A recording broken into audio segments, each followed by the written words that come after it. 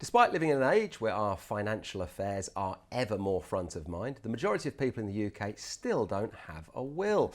Well, I'm pleased to say that I'm joined here today by specialist wills and probate solicitor Emma Myers to discuss why it's essential to have a will and, more importantly, which is the best option for you. Emma, thanks so much for coming in. First up, a will is something that we should all have, but what happens if we don't have one?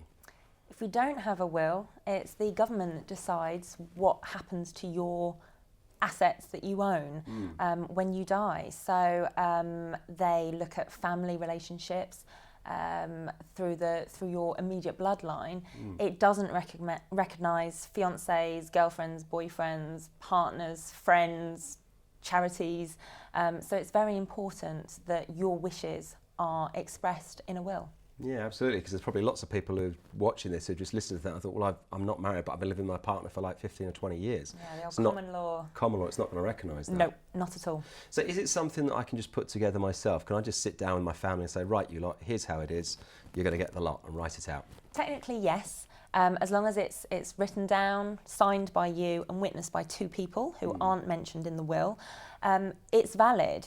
The important thing, however, is making sure that the will that you prepare is the most effective one for you and is the most appropriate one. Because there are different types, it's not as black and white. Exactly. There are sort of straightforward wills where everything goes from one person to another. There are trust wills that may be more appropriate if you have second families. There are all different sort of tricks that we can do in the will to get the most effective tax position, all things like that. So it's important to get advice to make sure that the will is the most appropriate one for you. And I suppose over time, as one goes through one's life, your situation is going to change. You might be married, you might be divorced, you might have more children, children might leave the country. So it's something you've got to look at. Correct. And you can amend your will as many times as you want. You can change it as many times as you want.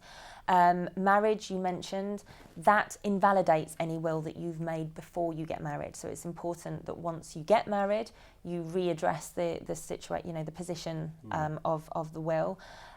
Divorce doesn't, however, invalidate a will. So those key things that happen in your life, it's always worthwhile keeping in mind what your will says and whether it still accurately reflects your wishes. Good advice. Thanks ever so much, Emma. And thanks to you for joining us wherever you are. It was only a brief guide, but if you would like to learn more, just log on to allthews.saga.co.uk/legal. Goodbye.